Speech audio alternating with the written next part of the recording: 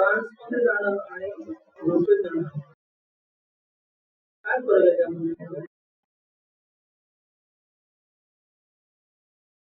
Trans आपण जेव्हा साधनेच्या अंगाने अत्यंत निवांत होत जातो, साधनेच्या त्या भावामध्ये, तर जाणीवपूर्वक जाणण्याची प्रक्रिया अतिशय कमी कमी कमी होत जाते आणि फक्त खरं म्हणजे नेणीपूर्वक अवस्थेमध्ये पोहोचतो आपण. मग ती सीमारेषा असते, संपूर्ण नेणीवर जातो असं नसतं, पण जाणीवपूर्वक जाणण्याची प्रक्रिया थांबते. पण तिथे जाणीव असते, आपण थोडस झोपेसारखीच अवस्था होते, म्हणून त्याला म्हणतो आपण ट्रान्समध्ये गेलो. निद्रा अवस्था ही सहज येते. निद्रा अवस्था म्हणजे आपल्याला एक झोपेची वेळ आहे, एक सवय लागलेली असते. नंतर मला ह्या वेळेला आपण झोपतो, ह्या वेळेला उठतो. त्याप्रमाणे जेव्हा शरीर थकतं, दोन गोष्टी आहेत. शरीर जर थकलेलं असेल किंवा मन थकलेलं असेल तर आपण झोपेत जातो. ही नॅचरल टेंडन्सी आहे, नॅचरल ती एक सवय आहे. एक ती सवयीने झोपेत जातो आणि दुसरं म्हणजे अगदी खूप मेहनत केली आहे, कुठे धावपळ झाली आहे आणि मग आपण शांत बसतो आणि पटकन तिथे झोप लागते, असे होतं. तर ती झोप ही नैसर्गिकरित्या ज्या आपण नेणीवेत जातो त्याला आपण म्हणतो झोप. आणि साधनेच्या अंगाने जेव्हा जाणीवपूर्वक निवांत होत होत होत होत अतिशय निवांत होतो, तर त्याला म्हणतो आपण ट्रान्समध्ये. ट्रान्समध्ये गेलेली व्यक्ती म्हणजे साधक पुन्हा तो थोड्या वेळात, काही वेळ एकदम तो झोपेसारखा भरपूर वेळ राहत नाही.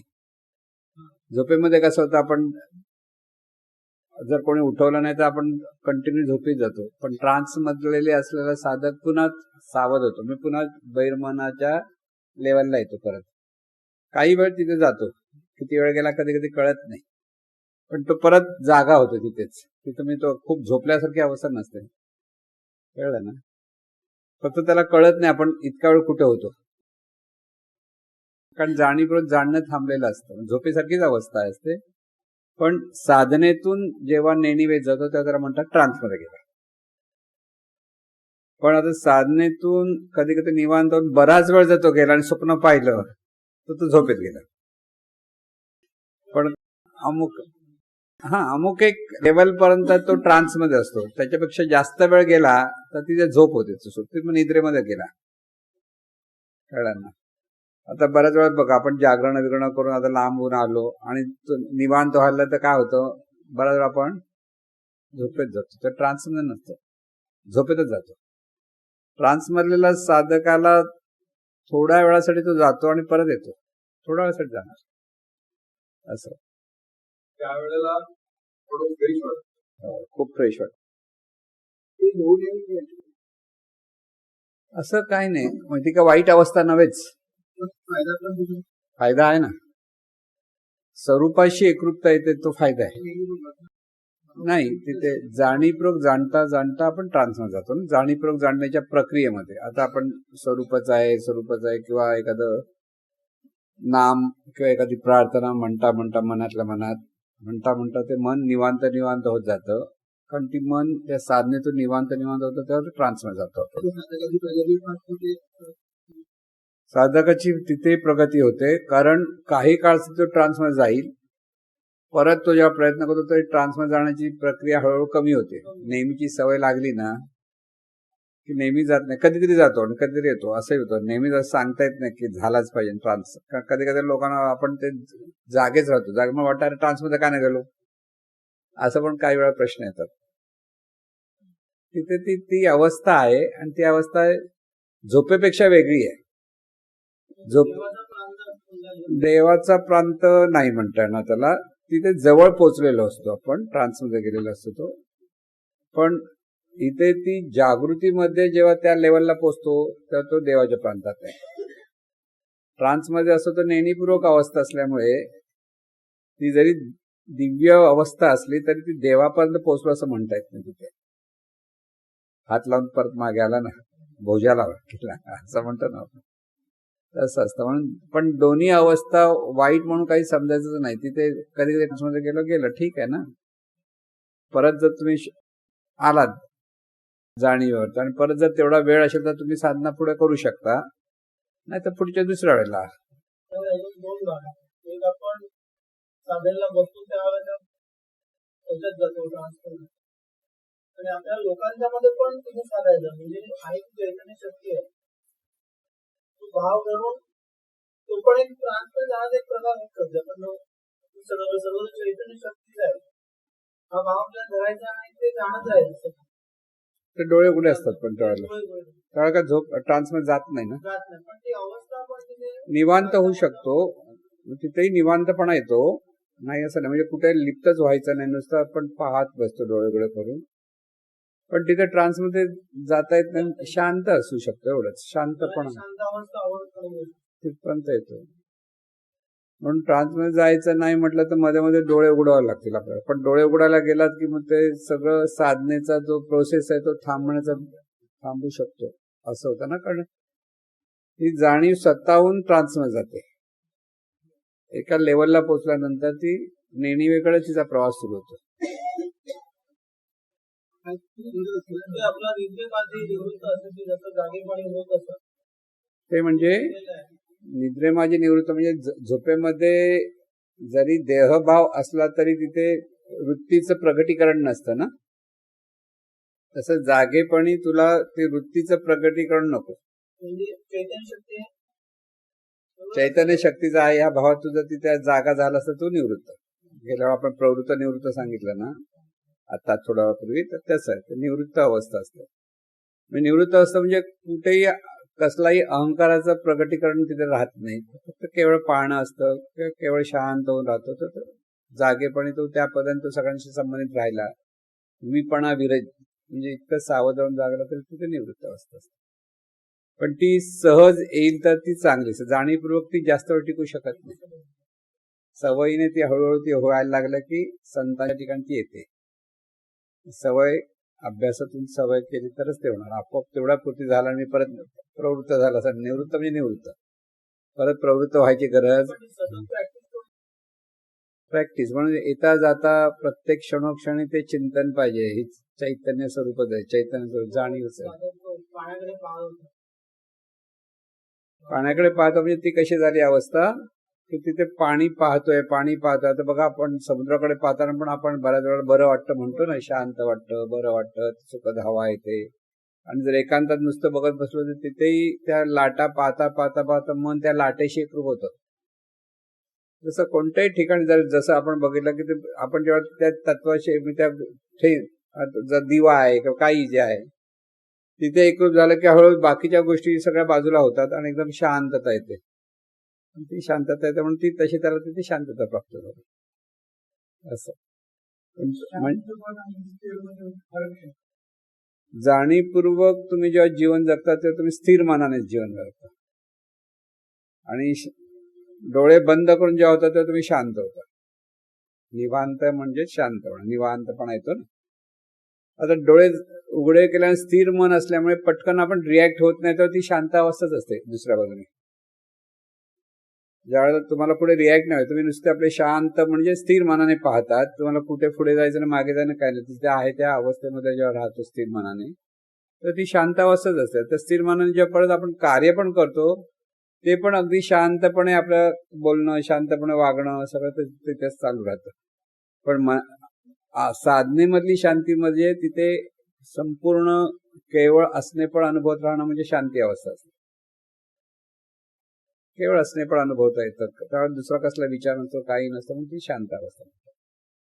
डोळे उघडे केल्यानंतर सगळ्या गोष्टी दिसत असतात, पण त्या कशामध्ये न लिप्त होता, नुसतं पाहतो की सगळं चैतन्यच आहे ह्या भावात फक्त पाहत राहायचं, तर ती स्थिर अवस्था येते. मग तिथे समोरच्या दृश्याच्या अंगाने आपल्याकडे दुसरे कसलेही विचार येत नाहीत.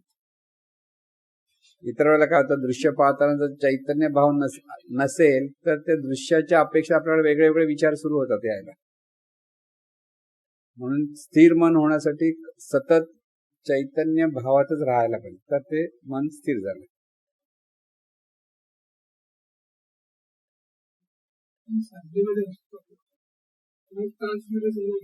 एक तास झोप एक तास फ्रेशनेस येतो, आवश्यकता तेवढी कमी होतं. कमी होऊ शकते, पण कधी कधी कसं होतं, मनाला जी सवय आहे किंवा प्रत्येकाच्या मनाची सवय आहे की ज्या कोणाला 5 तास झोप मिळाली बस वाटतं, कोणाला 8 तास झोप पाहिजे, असं जेव्हा आपण म्हणतो ना, म्हणजे ते अंतर्मनाचं ते तो पॅटर्न आहे, अंतर्मनाला तो पॅटर्न आहे. ते 5 तास आहे तर 5 तासांनी ते उठवणं बरोबर. पण जर त्या मनाला, अंतर्मनाला जरी ते फ्रेशनेस झालं तरी ते 5 तास झोप घेऊ शकते, पण कधी कधी कमी पण घेऊ शकते. It depends. म्हणजे असं काही सांगता येत नाही आपल्याला. काही लोक स्वतःहून ठरवतात ना, आता मी फ्रेश झाला तर मला झोप नाही जास्त घ्यायची, असं म्हटलं की ते कमी. 24 तास समजा 24 तास झोपले असतील तर 24 तास आतमध्ये झोपलेले असतात, ते काय करणार असं आहे ना. ट्रान्समध्ये कसं जाणार? ट्रान्स म्हणजे तुम्हाला जसं डुलकी थोडीशी येताना जाते की नाही, डुलकी आल्यावर डुलकी घेतल्यानंतर एकदम फ्रेश वाटतं की नाही आपल्याला. डुलकी बसल्या बसल्या कधी कधी आपण असं पेंगतो, नाही असं नाही, पेंगतो बऱ्याच वेळेला. ते अगदी 5 मिनिटं 10 मिनिटांनी ती स्वतःहून आपण जागे झालो तर, डुलकी म्हणजे काय, परत गेली आणि परत स्वतःहून जागा झालं पाहिजे. पण आपण बऱ्याच दुसऱ्याने हलवलं जागा झालं तर ती डुलकी नसते. फरक आहे, छोटे छोटे फरक आहेत. स्वतःहून डुलकी येते, काही वेळेला 5 मिनिटासाठी असते, 10 मिनिटासाठी असते, जरासं असं होतं आणि डोळे उघडले एकदम फ्रेश होतो माणूस. तो ट्रान्स सारखा प्रकार. ट्रान्स म्हणजे डुलकीच एका बाजूने, कळलं ना. डुलकी येते आणि परत येतो, तसंच ट्रान्स मध्ये पण आपण डुलकी घेतो आणि परत येतो असं.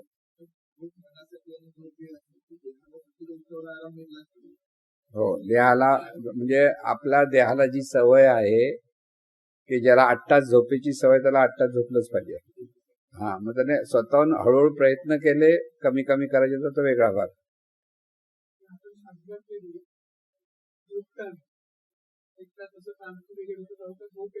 झोप येत नाही, म्हणून तेच तर म्हणतो ना, मग फ्रेशनेस येतो, मग झोप येत नाही. झोप नाही आले की उशिरा झोपतो, उशिरा झोपले की परत उशिरा उठतो. कव्हर नाही, फ्रेशनेस आलेला असतो त्यावेळेला, ते एकदम फ्रेश झालं, मग पटकन झोप येणार नाही. मग तुम्ही बोलत बसाल, सगळं काय कराल तरी झोप आली असं वाटत, एकदम फ्रेश असतो, थकवा नसतो, काही नसतं, सगळं चांगलं वाटतं. मग तेवढा 1 तास समजा तुमचा पुढे गेला, त्यानंतर मग परत त्याचं गणित मांडतं, ह्याला 8 तासांनी उठवायचं आहे. ते लवकर उठवत आहे असं सांगता येणार नाही. आता तुम्ही दुपारी झोपता, बरेच लोक बघा दुपारी झोपतात, म्हणजे ज्याला सवय नाही पण तो दुपारी झोपला तर त्याला रात्रीची लवकर झोप येणार नाही. दुपारी झोपला म्हणतात मला रात्री आता झोप येणार नाही. आता एक तर आपल्या मनाने ठरवलं आता झोपायचं नाही तर ते येत नाही. पण अंतर्मन हे त्याच्या बायोलॉजिकल वॉच प्रमाणे चालतं. अंतर्मनामध्ये ते पॅटर्न तयार झाला की एवढा वाजता झोपायचं, एवढा वाजता उठायचं. फ्रेशनेस आला की ती वेळ जर पुढे गेली, कारण ते बायोलॉजिकल वॉच तसं पुढे जातं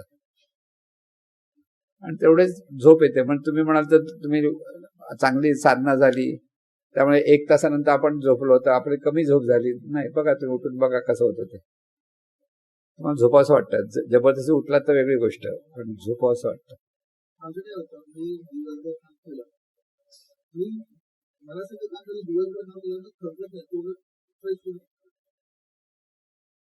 मनाची सवय, सगळ्या मनाचं पॅटर्न, त्यामुळे तिथे थकवा वाटत नाही. पण आता प्रत्येकाचं म्हणून पद्धत आहे. काही लोकांना अगदी 2 तास सुरुवातीत झोप आली, परत उठतात, परत झोपतात, परत उठतात, असं पण आहे. तुम्ही काय अंतर्मनाला कसं फीड कराल ना त्याप्रमाणे, कळलं ना. 8 वाजता झोपतील, 10 वाजता उठतील, परत 11 परत 10चे 10:30 11 वाजता राहतील, परत झोपतील आणि परत 2 वाजता उठतील. अशी पण 2-2 तासाचा एक फ्रिक्वेन्सी सुरू होते. सवय लावली, तुम्ही जसे सवय लावाल तसे. शेवटी अंतर्मनाला आपण कसं फीड करतो, कारण बऱ्याच वेळेला अमुक एका गोष्टीमुळे, म्हणून रात्रपाळीचे जे लोक आहेत ज्यांना रोज सवय लागली रात्रपाळीची, त्यांना झोप लगेच लागत नाही. ते सकाळी झोपायचं काही नंतर झोपायचं असं ठरतं. रात्रपाळी खरं म्हणजे ह्या म्हणून अंतर्मनाला आपण कशा पद्धतीने जी सवय लावतो ना, तर काही लोकांना उशिराच उठायची सवय असते. तर किती वाजता झोपा, सकाळी 9 वाजताच उठायचं माहिती आहे, असं होतं ना. लवकर झोपले 9 वाजता उठते. कारण ती अंतर्मन त्यांना त्याप्रमाणे ते फीड करतं आणि मनाचा तो पॅटर्न तसा तयार झालेला असतो. म्हणून आपल्याला कसं लावायचं, तर मनाला आपल्याला जर वळवायचं असेल तर हळूहळू थोडीशी झोप कमी घेतली, पण तिथे शरीराला त्रास होता कामा नये, मनाला त्रास होता कामा नये. असं म्हणून तिथे साधनेला बसला, की साधनेमुळे फ्रेशनेस आला, तसं सगळं होतं. म्हणून मनाचं हे गणित तुम्हाला तसं कळणार नाही, पण आपण जसं फीड करू तसं मन हळूहळू तसं हे करू शकतं, परत ते त्या लेवलला पोहोचू शकतं. पण झोप कमी करायची आवश्यकता नाहीये, पण आपोआप कमी होत असे लवकर. आता काही वेळेला बघा, आपण उशिरा झोपलं तरी बरोबर फ्रेश असतो उठल्यानंतर, असंही होतं कधी कधी, नेहमीच होतं ना, तर ते बरोबर हो, ते उठतात फ्रेश असतात, पण नंतर दुपारनंतर मरगळतात, कारण ती झोप परत पूर्ण करायची असते. तर काय होतं बघा, थोडा ते फ्रेश असतात वगैरे वाटतात आणि मग ते डुलक्या काढायला लागतात, पटकन झोपतात, असं होतं ना. कारण झोप ही अंतर्मन त्याचं जे आहे गणित ते होईपर्यंत अंतर्मन परत झोपी करतात. म्हणजे असं फ्रेश झालं असं म्हणता येत नाही, उत्साहाच्या भरात फ्रेश होते, जायचंय म्हणून, असं असतं. आता मी तुम्हाला प्रश्न विचारतो, जाणीव म्हणजे काय? प्रत्येकाने उत्तर द्यायचं. जाणीव म्हणजे काय? 8 वाजलेत, पण थोडा वेळ. जाणीव म्हणजे काय? प्रत्येकाने उत्तर द्या. इतके 2 दिवस आपण ह्या जाणीवेवरती सतत चर्चा करतो, जाणीच्या अंगाने साधना करतो, आपण सगळे जाणीव आहोत. तर जाणीव आहोत म्हणजे नेमकं काय आहे? जाणतो ती जाणीव. पुढे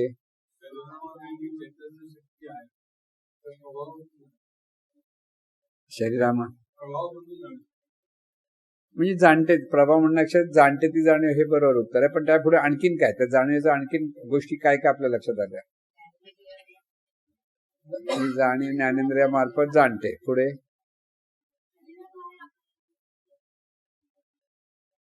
शरीरामुळे ती जाणीवपूर्वक जाणते, हा त्याचा अर्थ. आणि काय? एवढंच?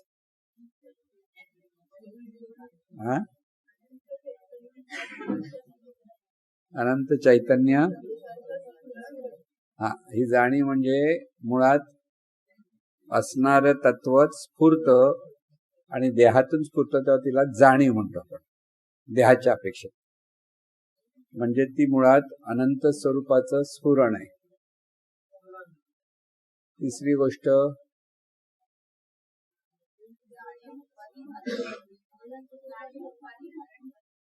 जाणीव उपाधी धारण करते. ठीक आहे, पुढे. आणि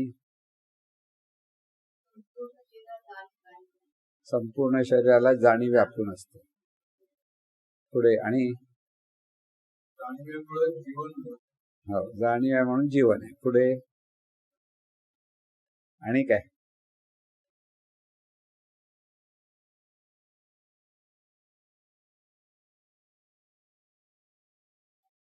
जरा आणखीन स्पष्ट करून सांगायला. जाणीवेचा स्वभाव काय? पूर्ण हा एक स्वभाव. स्वभाव काय? व्यापणं हा स्वभाव आहे. व्यापणं म्हणजे कशी व्यापते?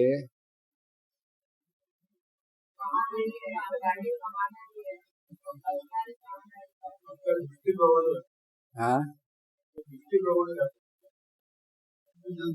म्हणजे तिथे जाणीवेचा आत्मप्रकाश व्यापतो. म्हणजे मुळात स्फुरणारी जी जाणीव आहे, ती ज्या डोळ्यातून ती ज्या वस्तूला पाहते, तर त्या वस्तूला पाहते, म्हणजे या जाणीवेचा जो आत्मप्रकाश आहे त्याला दृष्टी म्हणतो आपण.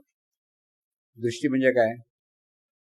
ही पाहणारी जी जाणीव आहे तीच त्या लेवल पर्यंत पोहोचते. म्हणजे इथून चंद्रापर्यंत पोहोचते, इथून सूर्यापर्यंत पोहोचते, असं म्हणतो ना आपण. ती पोहोचते म्हणून दिसतं ना. व्यापलं नाही तर दिसणार कसं? व्यापलंच नाही तर दिसू शकत नाही. म्हणून जाणीव ज्या वेळेला व्यापते त्याला आपण म्हणतो दिसली, दिसलं, अनुभव आला.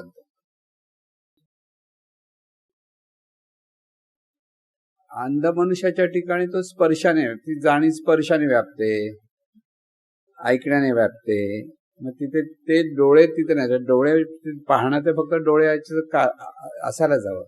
अंध माणसाच्या ठिकाणी ती जाणीव स्पर्शाच्या ठिकाणी जास्त सेन्सिटिव्ह असते किंवा ध्वनीच्या ठिकाणी जास्त सेन्सिटिव्ह. नुसतं आवाजाने ती ओळखते कोण आहे. आपण बोलत असलो तरी त्याला कळतं कोण बोलतंय, म्हणजे ते बरोबर नावाने सांगतो तू बोलतोस तो बोलतोस. कारण ती जाणीव एवढी सेन्सिटिव्ह होते. कारण ही जाणीव जेव्हा एखादा इंद्रिय वापरता येत नसेल तर दुसऱ्या इंद्रियातून ती जाणायला लागते. त्याला म्हणतात आत्मप्रकाश म्हणतो आपण. आत्मप्रकाश म्हणजे व्यापते. डोळ्याच्या अपेक्षित प्रकाश आत्मप्रकाश, ध्वनीच्या प्रकाश त्या लहरीशी ते एकरूप होते, म्हणून तिला ते कळतं. म्हणून जाणीव हे 5 ज्ञानेंद्रियातून सतत व्यापते. जिथे जिथे व्यापते तिथे त्या त्या इंद्रियाचं ज्ञान ह्या जाणीवेला होते. आणखीन काय? आत्मस्वरूप म्हणजे ठीक आहे, आत्मस्वरूप जाणीव. आणि बस, आणखीन काय? सुख दुःख येतं कुठून? जीवनामध्ये जे सुख दुःख आहे ते येतं कुठे?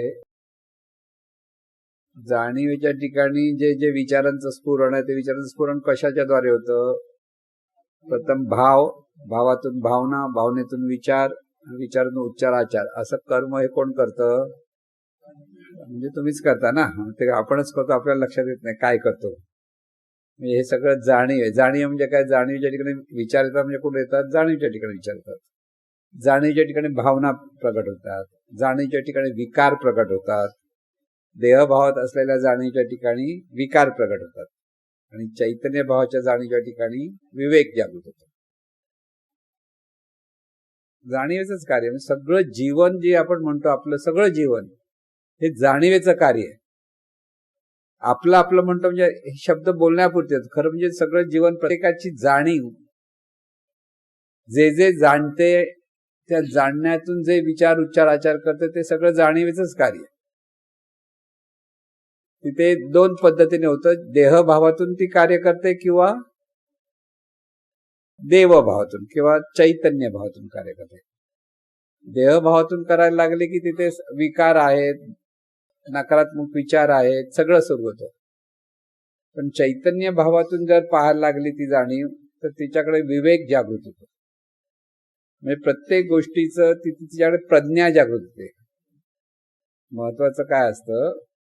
चैतन्य भावात ही जाणीव प्रज्ञाशक्तीच्या द्वारे कार्य जास्त होतं. बुद्धीचं कार्य बुद्धीत सूक्ष्म तीक्ष्ण होते म्हणतो आपण. देवभावात जेव्हा चैतन्य भावातून जेव्हा ही जाणीव कार्यरत होते तर तिची बुद्धी तीक्ष्ण होते. म्हणजे छोट्या छोट्या गोष्टी पण पटकन आकलन होतात. शब्द वाचता वाचता कळत हे असं सांगितलं, हे असं सांगितलं, असं जेव्हा होतं ना ती प्रज्ञाशक्ती डेव्हलप होते. प्रपंच परमार्थ म्हणजे जाणीवेचा भाग. प्रवृत्ती आणि निवृत्ती म्हणजे देहभावातून जीवन जगतं तर प्रपंच प्रवृत्त. निवृत्त म्हणजे मी अमुक आहे हे बाजूला झालं आणि देवभावातून झालं. म्हणजे ह्या सगळ्या जाणीवेचं जीवन आहे. म्हणजे आपलं जीवन आपलं म्हणतो ते खरं कोणाचं जीवन आहे? जाणीवेचं जीवन. म्हणजे जाणीव स्वतःला आपण म्हणतो, आपल्या अपेक्षा आपण. पण सतत लक्षात काय ठेवलं पाहिजे? जाणीव वेगळी आणि देह वेगळा आहे. देह हे साधन आहे आणि जाणीव त्या साधनाला चालवते, त्या साधनाचा उपयोग करून घेते. म्हणून देह जरी चैतन्य स्वरूप असला आणि जाणीव जरी चैतन्य स्वरूप, तर देह म्हणजे व्यवस्थारूप चैतन्य स्वरूप, जाणीव म्हणजे जाणणारं चैतन्य स्वरूप. सगळीकडे चैतन्यच आहे असं म्हणताना चैतन्य जाणीवमध्ये थोडासा फरक आहे. चैतन्य स्वरूपात जाणणं जे होतं त्याला जाणीव म्हणतो. चैतन्य स्वरूप जाणण्याच्या प्रोसेसमध्ये येते त्याला आपण जाणीव म्हणतो. आणि चैतन्य स्वरूप आकार धारण करायला लागला की त्याला आपण शरीर म्हणतो. निनाळी झाडाचं शरीर, निनाळे आकार आहेत. ते आकार कोणी धारण केले? चैतन्य स्वरूपातच ते आकार निर्माण होतात. तर त्याला आपण व्यवस्था रूप किंवा दृश्य जगत म्हटलं. दृश्य जगत जे जे दिसतं ते हे सगळं चैतन्य स्वरूपाचीच रूप आहेत. आणि ही चैतन्य स्वरूपाची रूप आहेत. आणि हे जाणतं कोण? ते चैतन्य स्वरूपात जाणीव रूपाने जाणतं. स्वतःला त्या चैतन्य स्वरूपाचं चितपद म्हटलं. हे जाणणं जे आहे ते चैतन्य स्वरूपाचा स्वभाव आहे. म्हणून चैतन्य स्वरूप आणि जाणीव एकाच अर्थाने आपण बऱ्याच वेळा वापरतो आणि तो वापरायला हरकत नाही जर व्यवस्थित समजलं की बाबा हे सगळं चैतन्यच आहे. चैतन्य स्वरूपच म्हणजे जे जे दिसतं ते सगळं चैतन्य, जे जे असतं ते चैतन्य, आणि जे जे जाणतं ते चैतन्य. दुसरं काहीच नाही जगामध्ये. या 3 गोष्टीतून सगळं जीवन चाललेलं आहे प्रत्येकाचं. समजलं? वेळ झालाय रजनीबाई. झाला, चला निघूया. सद्गुरुनाथ महाराज की जय. ईश्वरा सर्वांना चांगली बुद्धी दे, आरोग्य दे, सर्वांना सुखात आनंदात ऐश्वर्यात ते, सर्वांचं भलं कर, कल्याण कर, रक्षण कर, आणि तुझे गोड नाम मुखात अखंड राहू दे. सद्गुरुनाथ महाराज की